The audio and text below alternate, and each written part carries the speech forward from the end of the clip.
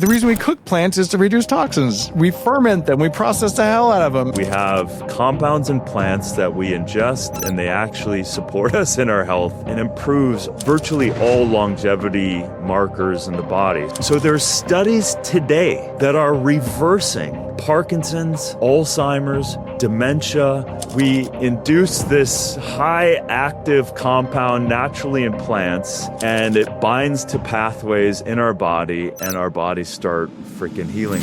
Known as the superfood hunter, Darin Olien is the author of the New York Times bestseller Super Life and the host of the #1 health and wellness podcast around, The Darin Olien Show. He also co-hosts the Netflix series Down to Earth with Zac Efron about the global search for healthy, sustainable ways to eat and live. What's the most shocking thing you've come across that people do every day that's making them sick? You're listening to The Human Upgrade with Dave Asprey. Our episode today is with a true pioneer in health and wellness. And there's a lot of us out there, and everyone has different perspectives, different lenses to look at this. And you might find one person who's, it's all about meat is bad for you. I would suggest that person's wrong, although maybe there's some edges there. Or someone else could be, it's all about EMFs, or there's one guy who's like, the world is full of toxic blue light and EMFs and you're all going to die.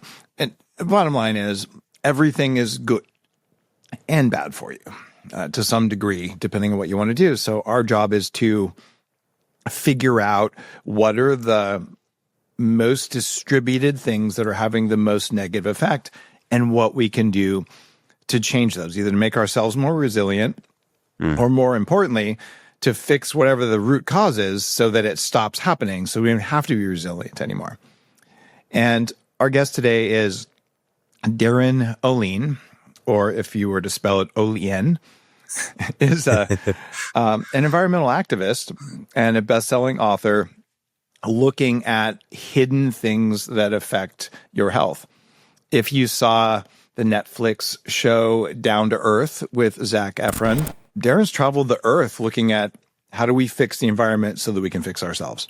This makes me really happy because I do not believe in fixing the environment for the environment's sake. I'm sure he'll yell at me as soon as I finish the introduction, just because I don't think hungry people care about the environment. So we got to take care of ourselves, so then we'll take care of the world around us. We'll get into that. And Darin's also the founder of Barukas, which is a superfood company that makes nutrient-dense foods.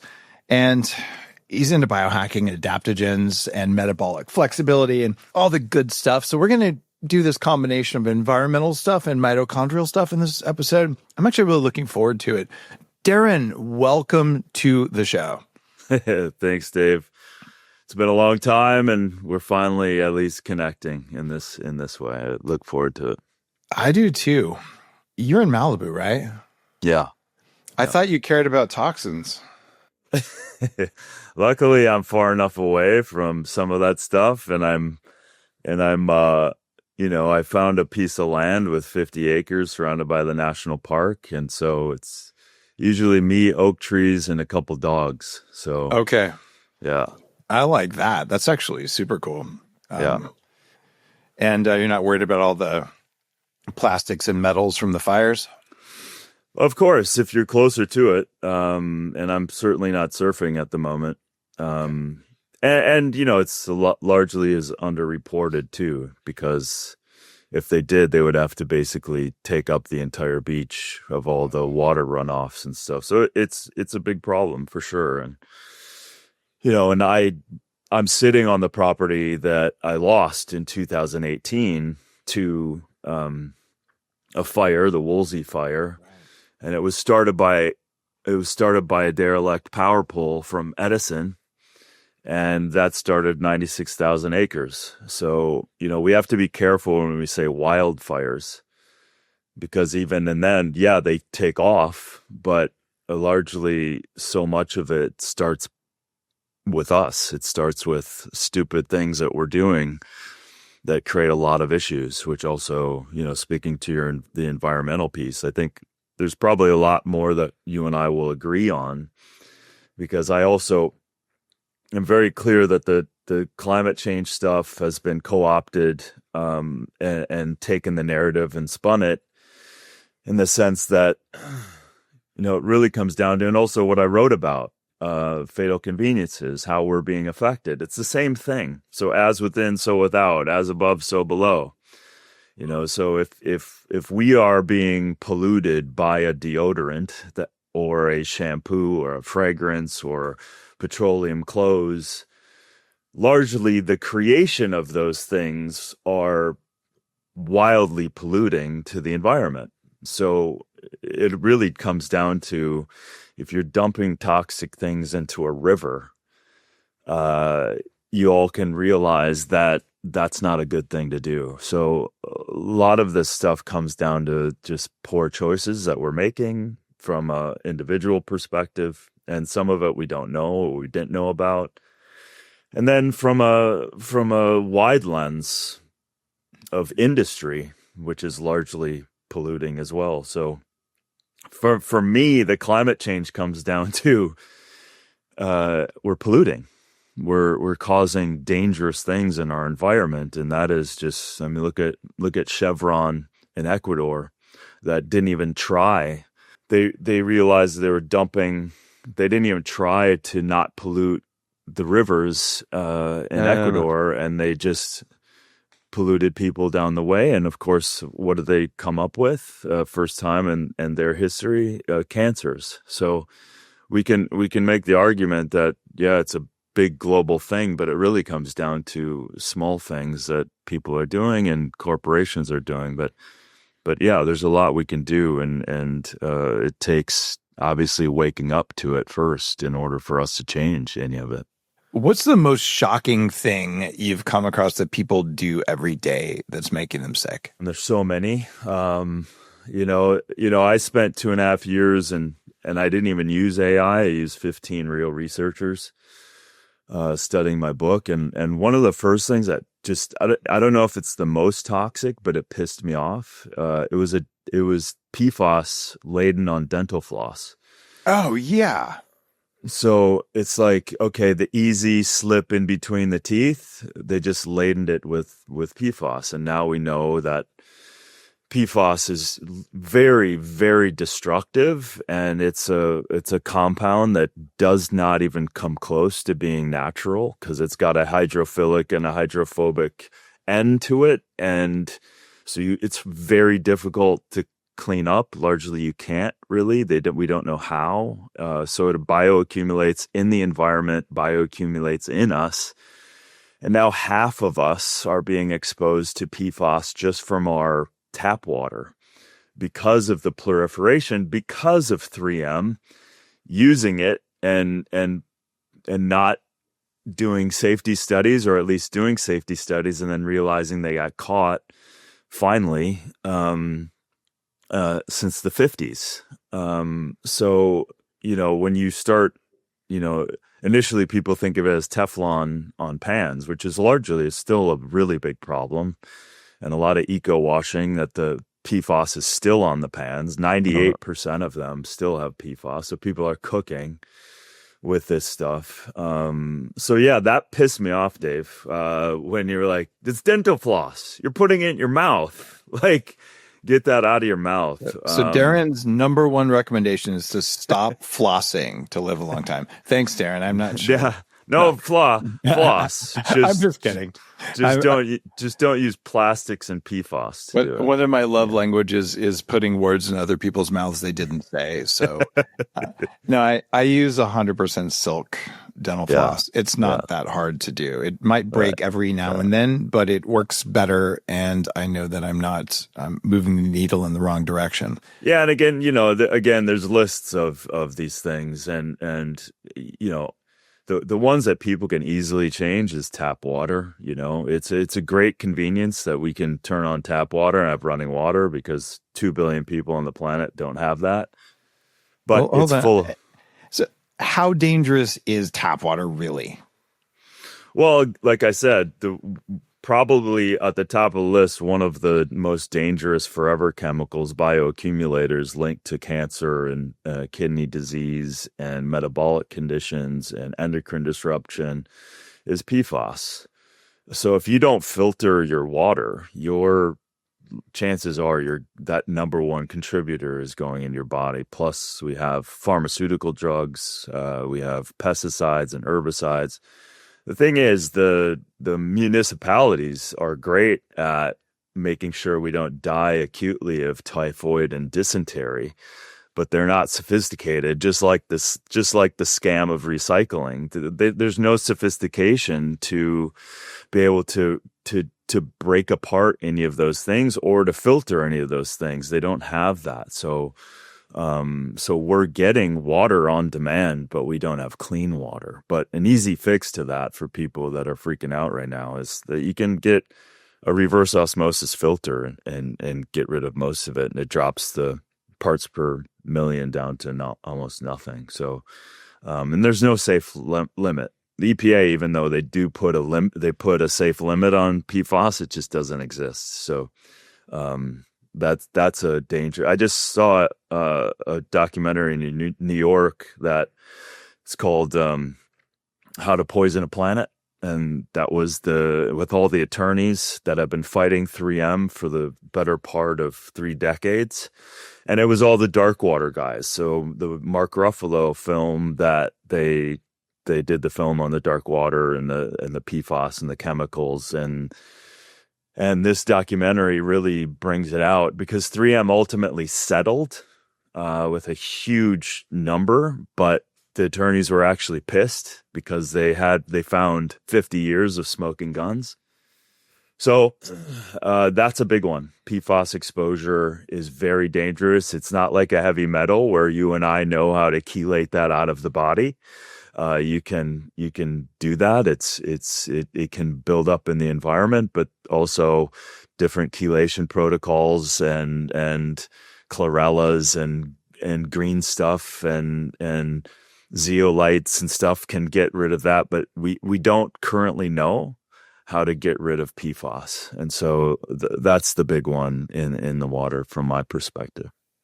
One of the things that drives me crazy is in the US, we have this idea of corporate personhood, which means companies now have constitutional rights, which they should not have. Because the thing about people is you can throw them in jail, you can separate them from their kids, and you can deprive them of food and sunlight, the things that government does to punish you anyway, which are very nasty. But you can't do that to a company. So I don't think companies should have rights like people do, but they do in the US now. And you can give a person the death penalty, but you can't for a company. And what I've been thinking about for years is that rather than these financial fines, if the government would simply say, you know what, here's the amount of the fine. So we're causing you to issue that much additional stock in the company, which dilutes existing shareholders.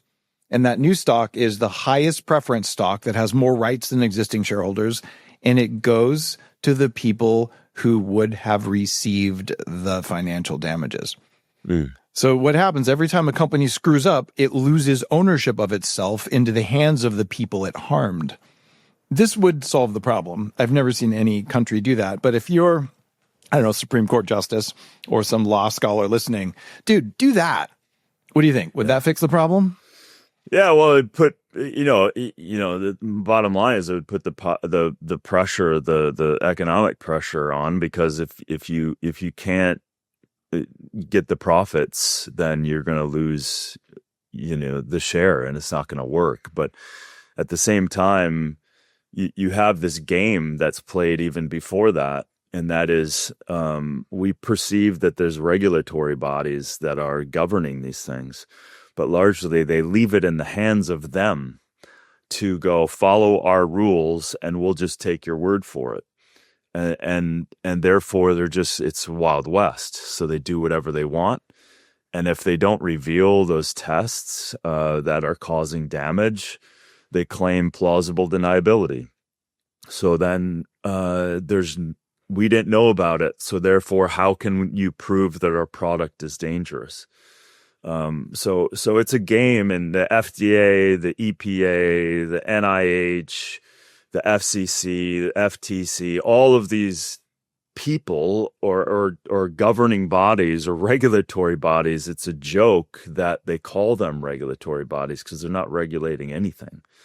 It is then, to your point, it's only upon this damage that then becomes proliferated in the lexicon of our world, and then hopefully we catch on and we start talking to people about it. And then, of course, there's no way, right? There's whole generations of people, hopefully that's falling away, that believe that there's no way people would actually do that. There's no way the FDA would allow that. There's no way that corporations would do such a thing.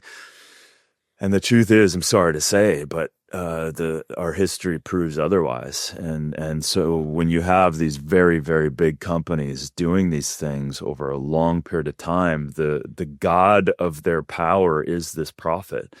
So you got to punch them right where they're at, for sure. And so I think that can definitely help, without a doubt. But we actually have to prove safety.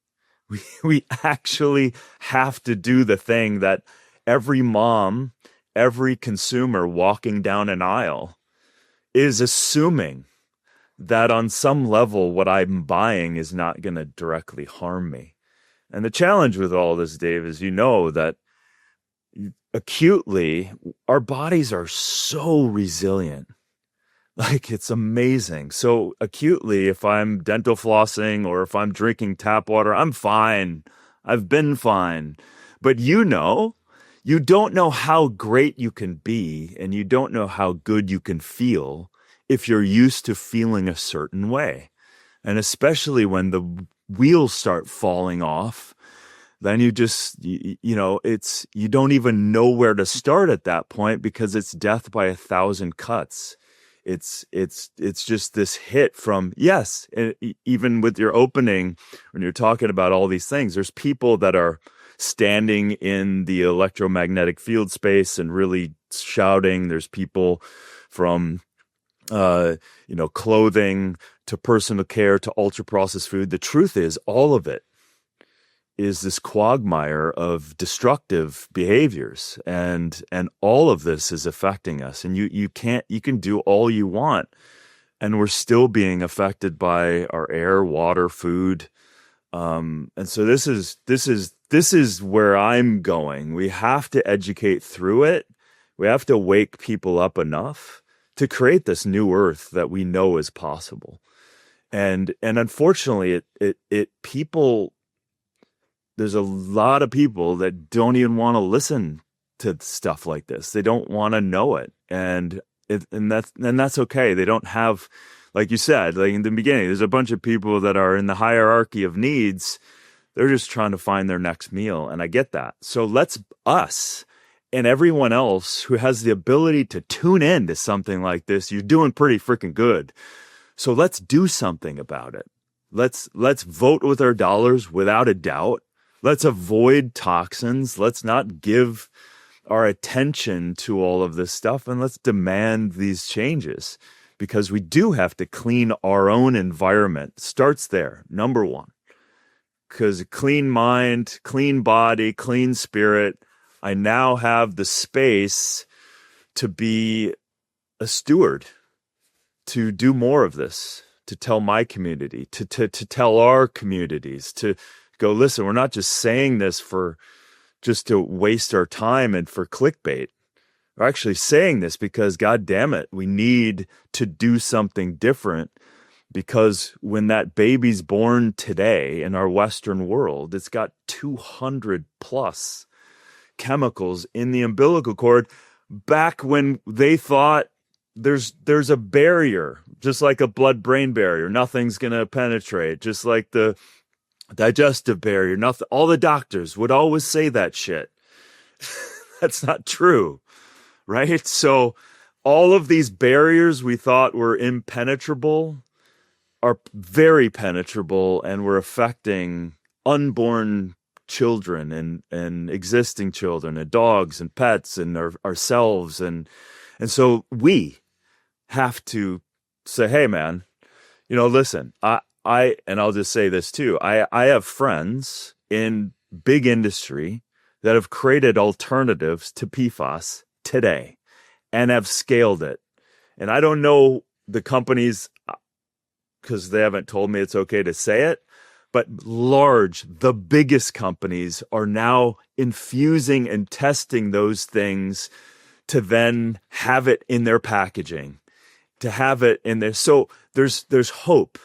There's possibility. We got to turn off the faucets of some of this destructive behavior. Here's a thought for you. In the world of biohacking, I teach people, well, the first thing to do is stop doing the things that make you weak and then do the things that make you strong. Because it's kind of dumb to, go try to get stronger when you're carrying around a load of stuff that stops it from working anyway. So you don't get a lot of results. And we agree. You talk about endocrine disruptors and heavy metals and EMFs and microplastics. These are all things that make you weak. However, even if you go live in a cave, you're still going to get some of these things. Mm-hmm. So there has to be an order of importance. So I'm going to ask you a few questions and see what you'd say. You have a choice. You can have food with glyphosate or food with PFAS. Which one and why? That is a really good question. I think that I would I think at this point, I know so much about PFAS and, of course, glyphosate. Oh, my God. I think that's a great question. I think I would choose glyphosate just because the gnarly nature of how these fluorine gases are created to create the molecules of PFAS and how strong this stuff is. Because then I go to glyphosate, I'm like, okay, if I tore my gut up and ripped it apart on a micro level, I can start to repair it. I can know what to do. We just don't know what to do with PFAS. Yeah, PFAS is harder to get rid of than even glyphosate because once you rebuild all of your fascia and collagen, if you're in a no glyphosate environment and rebuild your gut bacteria, you might be okay. Yeah, okay. But not from the alien invasion of PFAS. So okay, well then here's your next one. You can have toxic metals. You can have EMFs. What are you going to pick?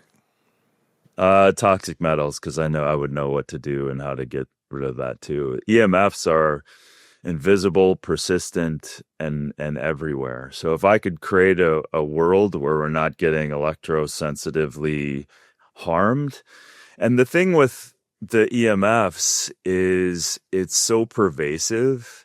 The thing that scared me about EMFs is when I saw the blood-brain barrier open up in studies as a result of proximity and duration. So how that close? Was like 1974 or something when that research came out, right? Yeah, there's more studies now, but I saw one in, I think it was 2017. But the first study was like a great friend of mine 30 years ago, 25 years after I met him 30 years ago, 25 years ago, 5 years after that, he showed me the first EMF study and freaked me out. So EMFs and then the proliferation of satellites in our ionosphere blasting down on us, and we can't hide from it. We can't run away from it. If it was up to me, I'd plug back in and, put lines in the ground and do that. So, yeah. That surprises me because heavy metals are also environmentally really persistent. They're multi-generational. Sure. And it does feel like, at least in your home, you can be reasonably shielded from EMFs if you know what you're doing. You get EMF underwear.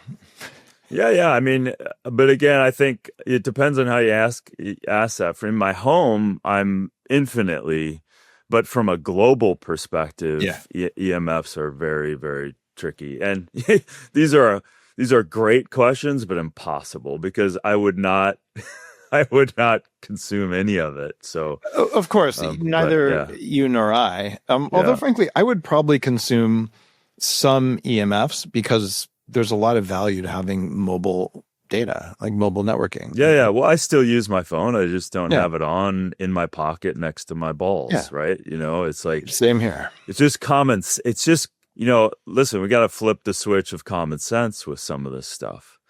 And the FCC punted those studies 20 years ago.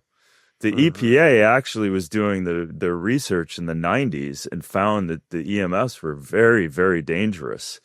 And then as soon as the report came back, the funding left the EPA, went to the FCC, and we never saw any changes based on the studies that they found, and it went away. So, this is something that we've got about 20% of the population now that has electrosensitivity, that's consciously aware of how it's affecting you.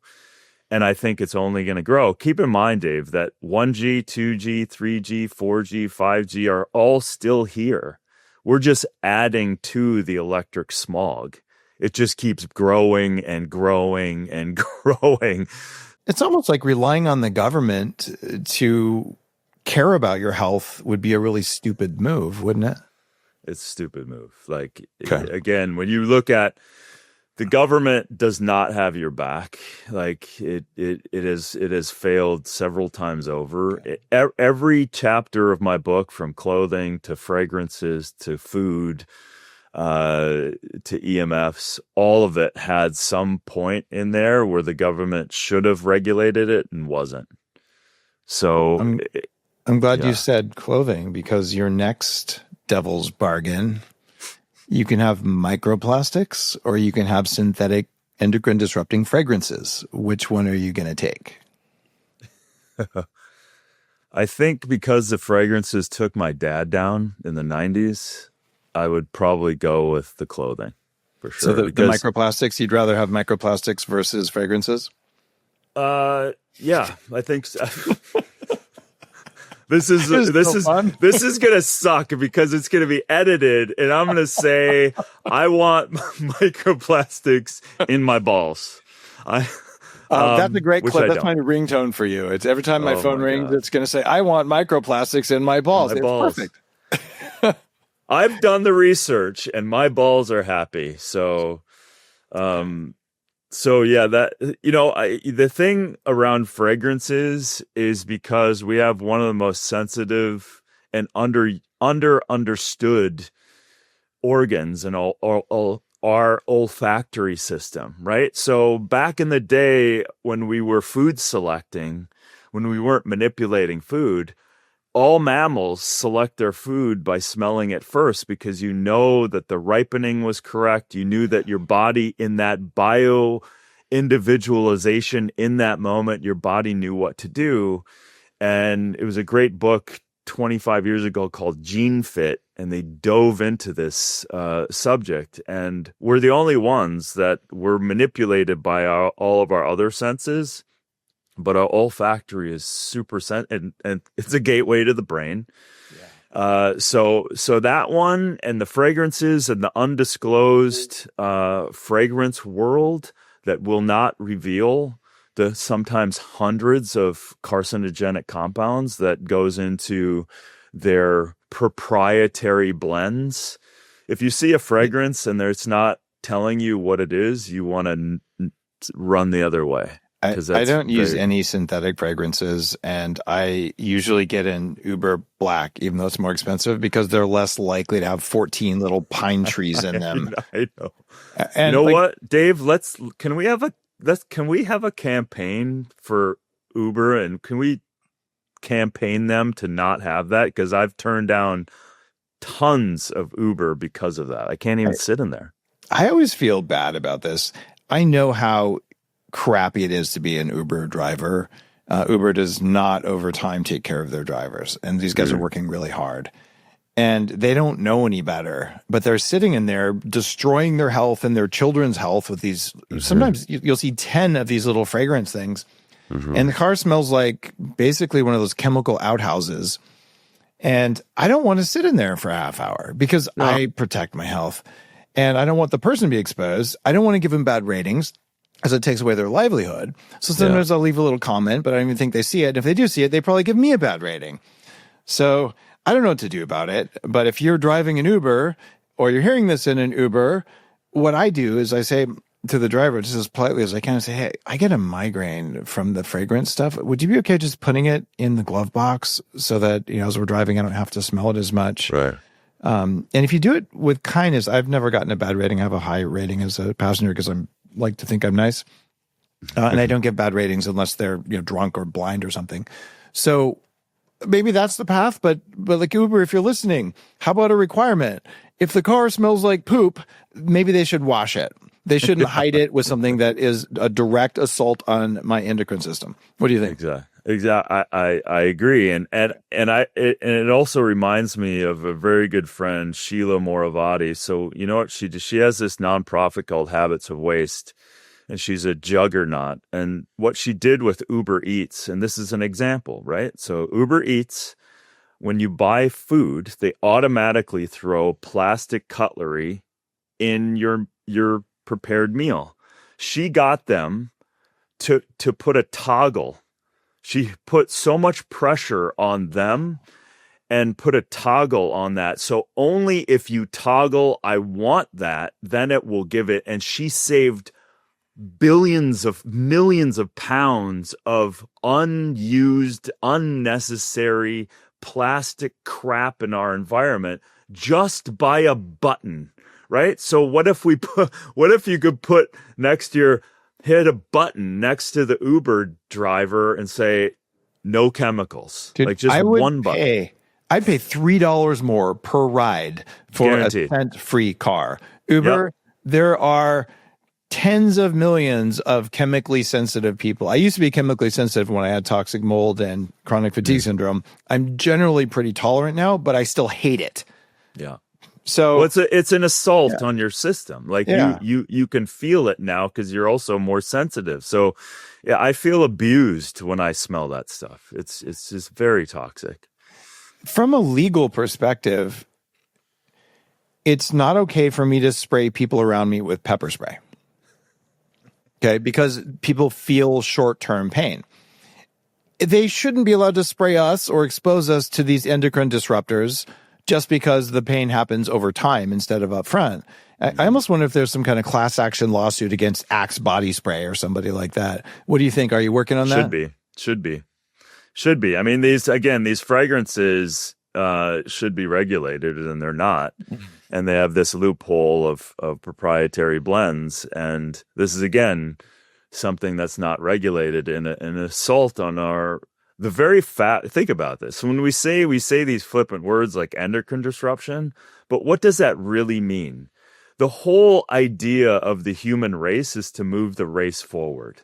Like, you could drill it down to just that alone. And the fact that we are undermining the very nature of our nature and not able to have children as a result of the stuff we're doing is so alarming to me. So when we say things like fragrances and endocrine disruption, that is leading to PCOS. It's leading to sperm going down, testosterone going down, motility, and the alarming rate of infertility is just screaming at us as a society. So many of these things are just causing such an issue.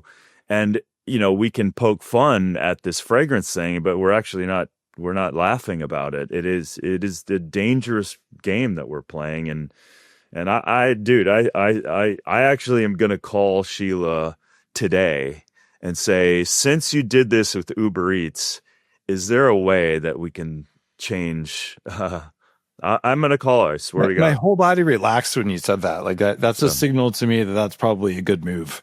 Yeah, exactly. And I'm serious. I will pay more for that. Just like they have handicap cars, or I don't know, maybe that's the wrong word. I'm exposing my 7th grade training, whatever disability. I don't know the right word for it, but I was in a special needs class in high school. Anyway, whatever that right word is in the politically correct world we live in, people who need extra help.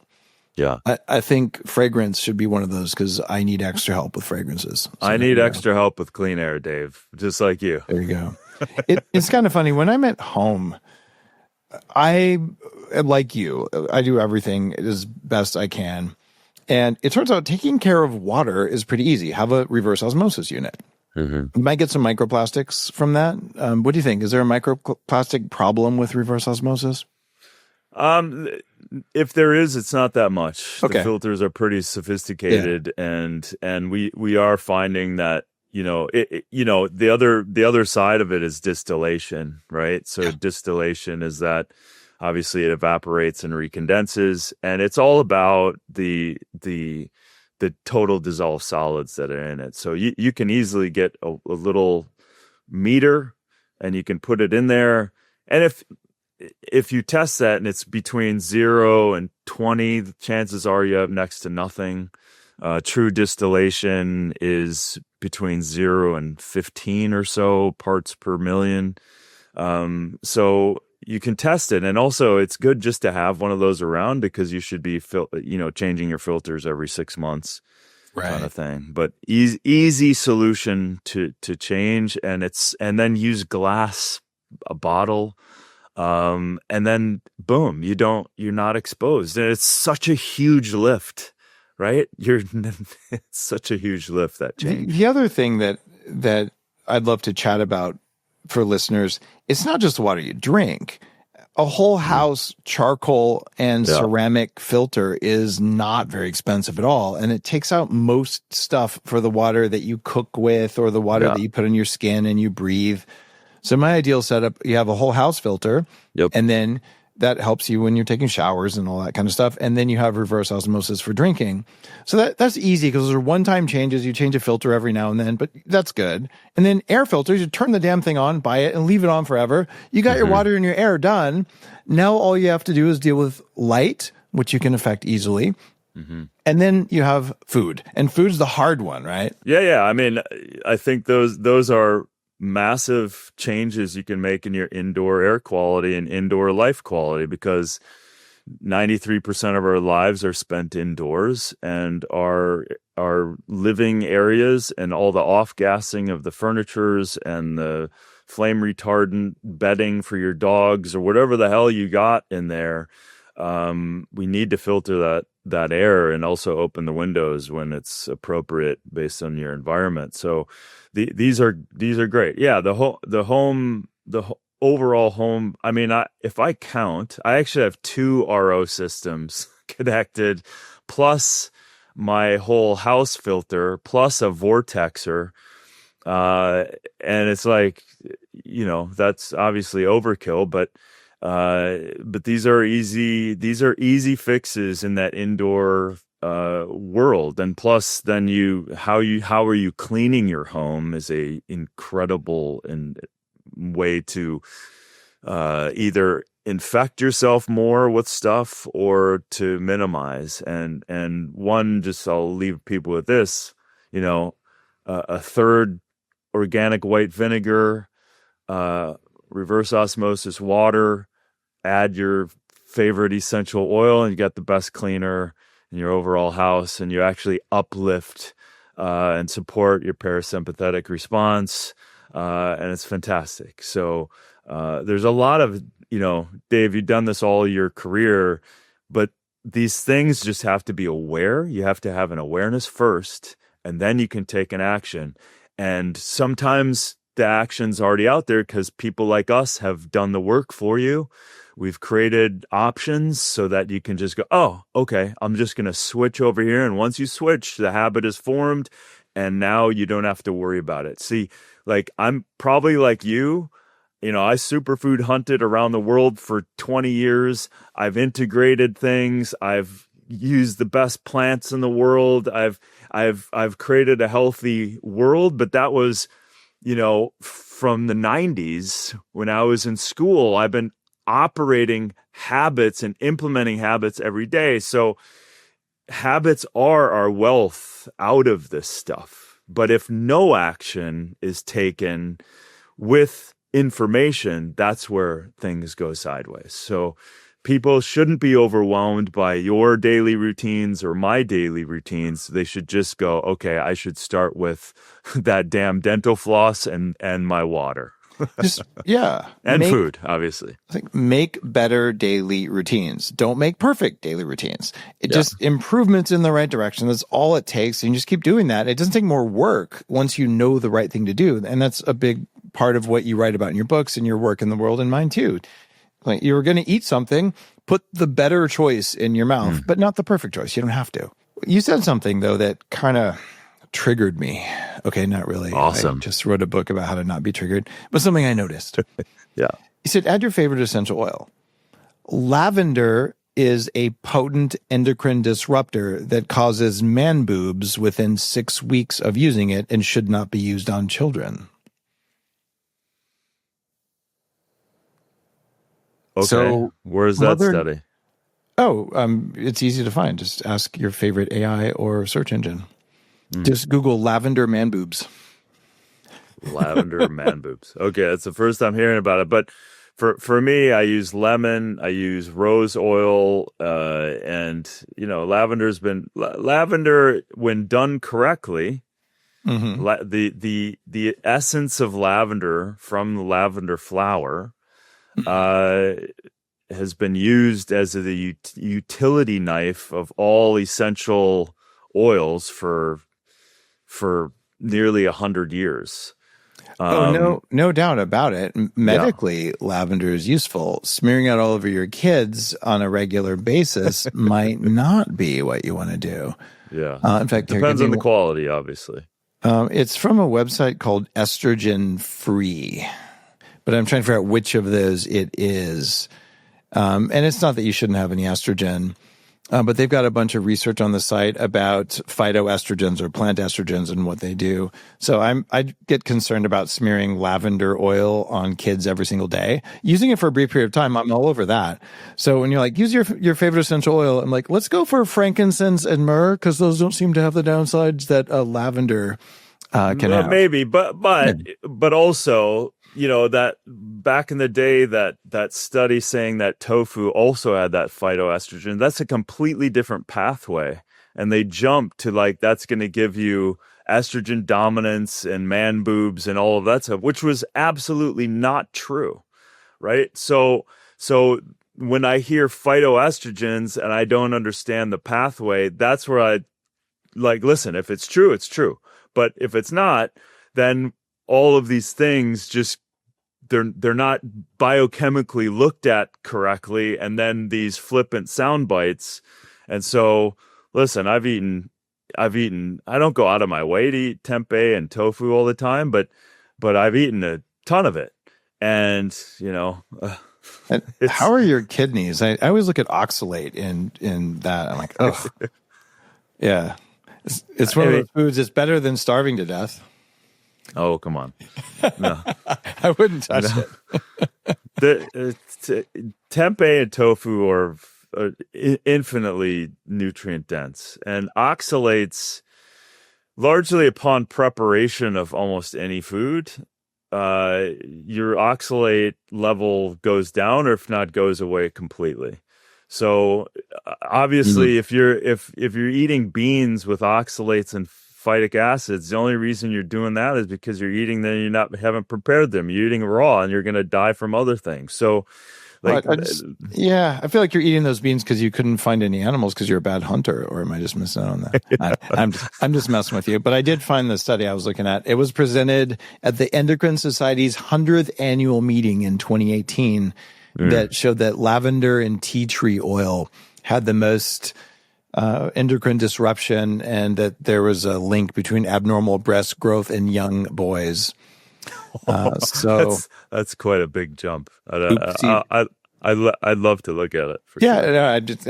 Everyone here can look at it. It was NIEHS. They selected for analysis of 8 compounds and figured out some compounds in the both of them, and then they demonstrated estrogenic or anti-androgen properties, some with high, some with low. So I'm just saying, even with natural compounds, Mother Nature wants to kill you too.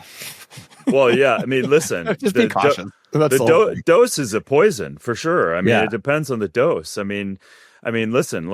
Even taking an adaptogen, the stress response in 14,000 feet of maca, making macamides and macamines as compounds that affect you. When you take those in, your body has a minute stress response, but then the adaptability that's triggered is huge, right? With all of these adaptogens. So again, dose is either the benefit or the poison. So there's so many nuances with all of this stuff. And that's where, like, you know, you take a test, you can find MRSA and on your skin right now. Like, you know, it's like we have these things floating around everywhere. So, you know, but if my balance, just as using that as example, if my microbiome is off, if my immune system is down, if I'm putting antibacterial soap on, I then actually create an opportunity for these things to proliferate. So, you know, everything is so nuanced with all of this. So, which is why, you know, I prefer podcasts over flippant, you know, stories that so many people say. I get a little stuck with the whole Instagram thing and TikTok. My traditional way of communicating is about 3,000 word blog posts, or I read big books with scientific references. And then you boil it down to a 30-second thing on Instagram, and then you get a bunch of the people going, well, where's all your references? Like, Instagram doesn't let you link out. They're destroying hyperlinking because they hate you. But that's how people are communicating. So I'm generally frustrated by it and do my best. I think you do too. But I want to get into some more of the biohacking stuff that you and I are both interested in. Yeah. So one side of this is, okay, what are the things in the environment that we could change so that we change our performance? By the way, that's the definition of biohacking: change the environment around you and inside of you so you have control of your biology. So let's get into adiponectin. And let's get into other compounds like it. Oh my God! Like maybe Osmotin, which a lot of people haven't even heard of. Talk about that. Oh my God! Oh my God! I love it. So glad you brought that up. So this is the thing I'm most excited about right now, and I'm working with the Italian government and some universities who've done a lot of this work. So Osmotin is a compound naturally found in all plants, some higher and others. And the interesting thing, all longevity researchers know of osmotin in plants, and then these pathways of adiponectin in our body. The cool thing, and this is where I love the world, right? We have compounds in plants that we ingest, and they actually support us in our health. Right. To me, it kind of blows me away. Osmotin binds to adiponectin pathways and improves virtually all longevity markers in the body. So osmotin was studied, and then through genetic sparking in the plants were able to make more osmotin. Now, more osmotin in the plant makes defensible plants infinitely greater. So the plants become super strong. They don't need anything outside, pesticides, herbicides, all of that. So that alone is amazing. But when you ingest high amounts of osmotin, it turns on all these adiponectin pathways, and so shit starts reversing. So there's studies today, dude, that are reversing Parkinson's, Alzheimer's, dementia, and studies. There's a phase 2 trial on ALS right now, and Parkinson's, like I said, and Alzheimer's. Like, when you have this high amount of osmotin, the body starts to perform its own healing responses. So that's really where we induce this high active compound naturally in plants, and it binds to pathways in our body, and our bodies start freaking healing. It's almost like when, I did a lot of work around stem cells and worked with one of the godfathers of stem cells, and it was similar to, like, if you support your body's inner ecosystem, your stem cell production, you can actually toggle your own endogenous stem cells quite a bit. And and that's something that most people aren't talking much about. Is that the stem regen guys? Is that Christian Drapeau or someone else? No, so this is a guy so Dr. Henry Young was at Mercer University in the 80s. So he was a PhD researcher, and he realized that everyone was looking at all these functional stem cells, and there was this one stem cell that they were, does it even exist? And it's called a totipotent stem cell. Dr. Kahn calls it a mu stem cell, but either way, whatever the definition, it's the stem cell that is by definition is immortal, and it can turn itself into any tissue or any organ, because most of the stem cell stuff that's going on in the last 20 years has been grabbing a bunch of stem cells that largely have already been programmed. Whether it's adipose tissue or whatever, they're grabbing all these stem cells and then wondering why stuff isn't working, because they don't have the right stem cell. They're not looking at the right stem cell. So Dr. Young was able to find it circulating naturally in everybody's blood, take it out, proliferate more of that person's stem cell, and put it back into somebody's body, and everything started healing and reversing, and cartilage in knees would replace itself, heart disease would go away. So from Osmotin. No, this is stem cells. So this was from stem cells. Stem cell. So anyway, so I jumped to I got so excited about this. The connection between osmotin and stem cells. Does osmotin drive stem cell release, or there just is not a connection? There's not a connection that I know of, but I will say this, just to button up the stem cell part. If you take a couple blueberries this is the work that Dr. Young did way back. If you ate a cup of the anthocyanins from blueberries for a month, your endogenous stem cell went up by 6 times.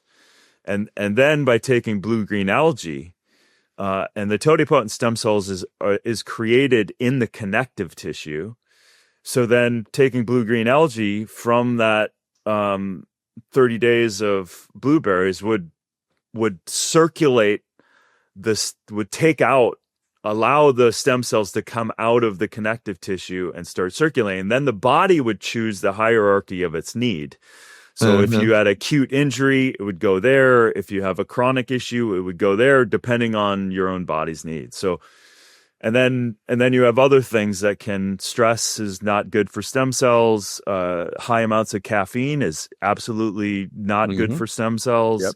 So there's a bunch of stuff. But anyway, back to the Osmotin. The Osmotin is this incredible breakthrough, because in the labs, understanding high amounts of this adiponectin from Osmotin, they realized that, oh my God, but it was like, I don't know, $12,000 a gram.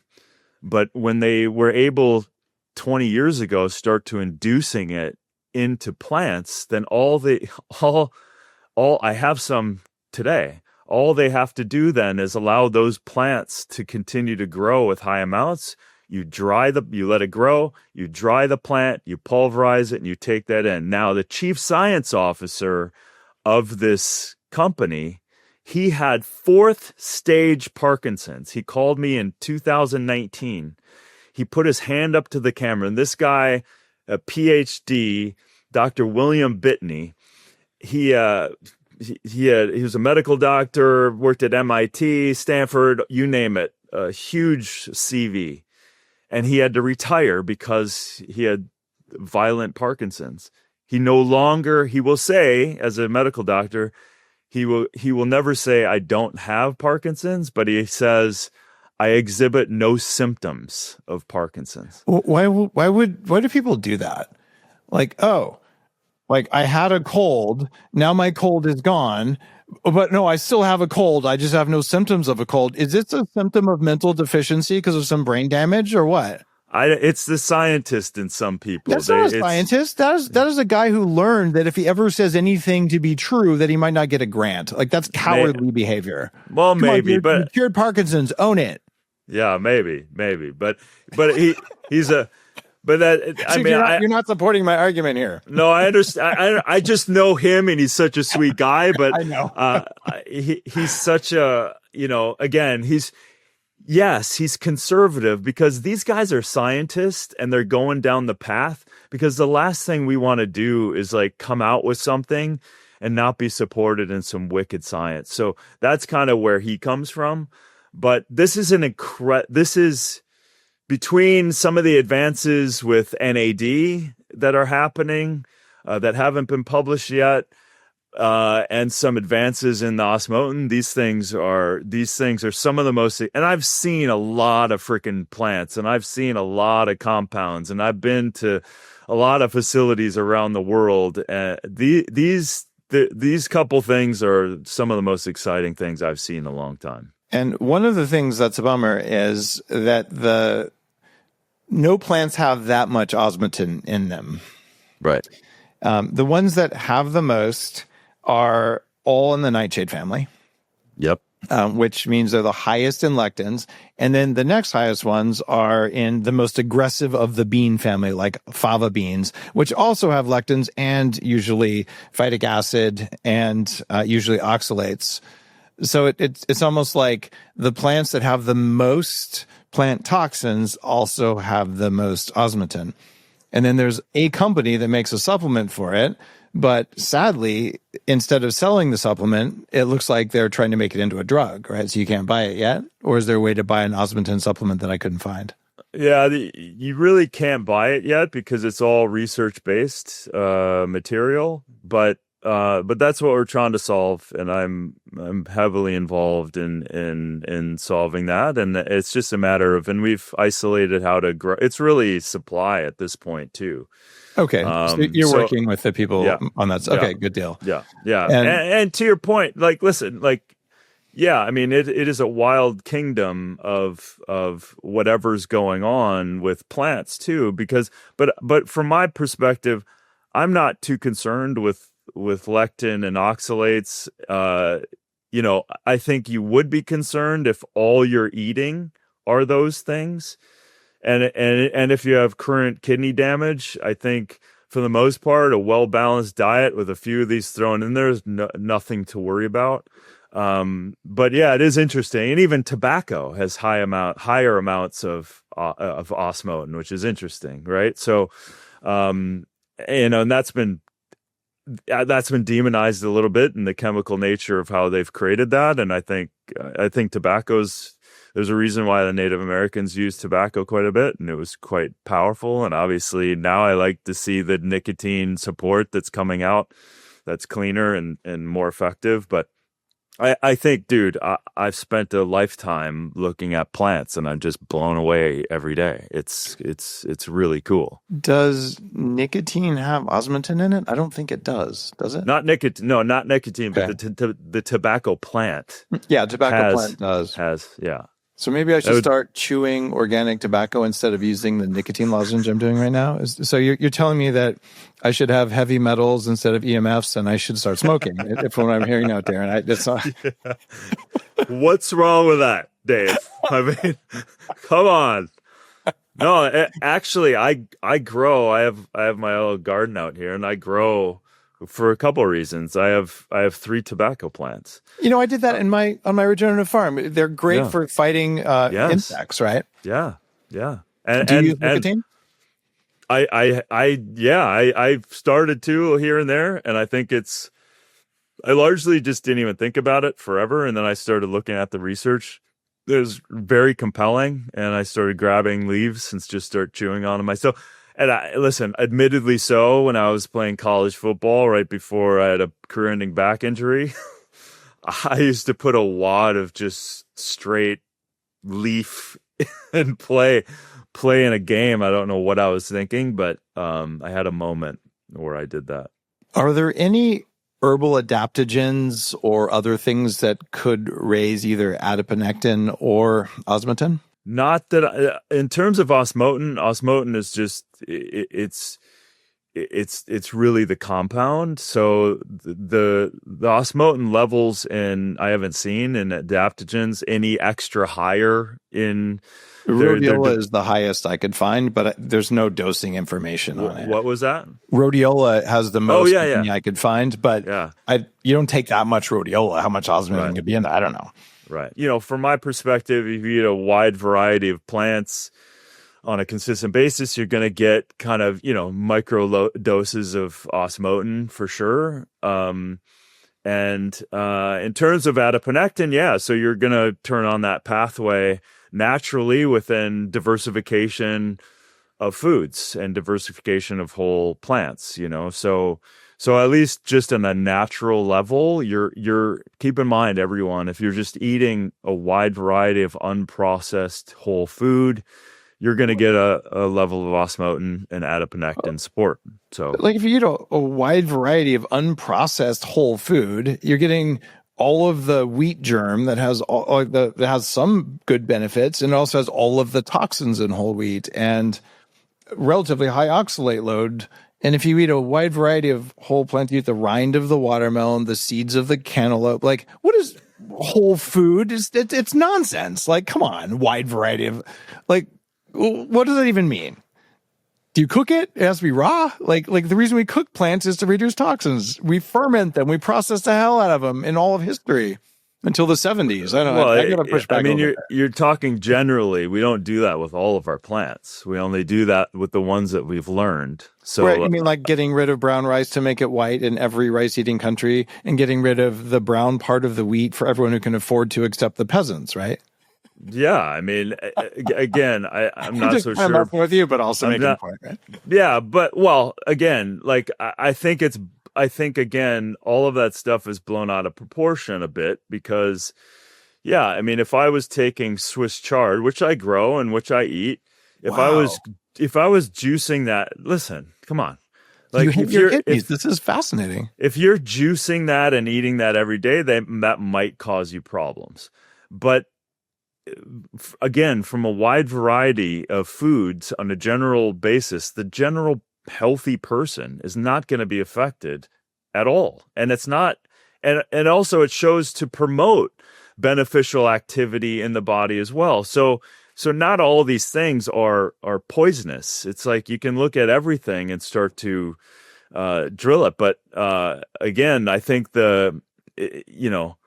if you're looking at Swiss chard or whatever oxalate, deemed any preparation of those things, like I don't eat raw Swiss chard. I saute it, and then 65 to 70% of those oxalates are gone anyway. So here's a thought for you. Pathology outlines studies. What do they find in dead people? 79% of normal appearing thyroids at autopsy have oxalate crystals, and it increases with age. I haven't seen that study. You want me to send it to you? It's on Springer Link. Sure. What? Okay. Say the study again. It's 79% of normal appearing thyroids at autopsy have oxalate crystals. Under 10 years old, there's no crystals. Over 70 years old, it's 85% prevalence. From what population? From where? What I think is going on here is that we may have lost some of our gut bacteria that helps us get rid of these. So without a doubt, we've lost a lot for sure within the microbiome. I'm going to post this here too. And AJ, producer AJ, will you put this in our show notes as well? And I'm not a takedown, debate. I'm just curious about learning. And you could be like, oh, that doesn't matter. And it's caused by metabolic, whatever, or they all have xylitol. I don't know. But I'm asking questions because I'm genuinely curious. And because I've noticed that when I learned how to modulate the amount of this I get from plants, that all of the musculoskeletal pain that I've had in my entire life went away. I'm like, okay, that's kind of a big deal. Well, again, you know this. It's so, I've gotten humbled over the years of everything is so complex. And that you brought up a very good point. The microbiome. If it is, you and I because we probably eat a little differently. If you and I were sitting down eating the same meal, I'm uptaking a lot more from probably the plants in my Swiss chard than you are, because my microbiome has adapted to those foods, and that has taken some time. So right or wrong, that you can be eating the same amount of food. You can be eating exactly the same amount of food, and what your microbiome is ingesting and pooping out and transforming and transmutating is all based on then that nutrition and information is absorbed into your body, because it's not the food that's going directly to your body. Obviously it's your food going to the microbiome, and the microbiome's going through that food, and then it's transferred into the body. So this is so goddamn complex that I always take, again, I don't mean to be flippant with the diversification of food. I just really mean that. And I have practiced that in my life. And I'm not suggesting anyone would eat raw beans or eat Swiss chard and just have Swiss chard smoothies every day. Like that's just a dumb idea anyway. We're right? aligned on that. Yeah. And I know we're coming up on the end of the show, and I think your work is fantastic. You and I probably will never agree on Swiss chard. I'll eat it if I'm starving to death. I don't even eat it that much, but it's fun. Yeah, right. But it doesn't matter if we agree on that or not. So I deeply appreciate the work you're doing, both on the environmental side and on the nutritional side, and just paying attention to what are the toxins we can eliminate. Your website is superlife.com. You work with Nucalm, NUCALM.com, and Fatal Conveniences is your book. And I appreciate the conversation very much. It's been super fun. Yeah, man. Stoked to bat the ball around a little bit. Oh, yeah. This is great. And I will start smoking after this interview. Thank you. Not really. All right. Have a wonderful day, my friend. Thanks, brother. See you next time on the Human Upgrade Podcast.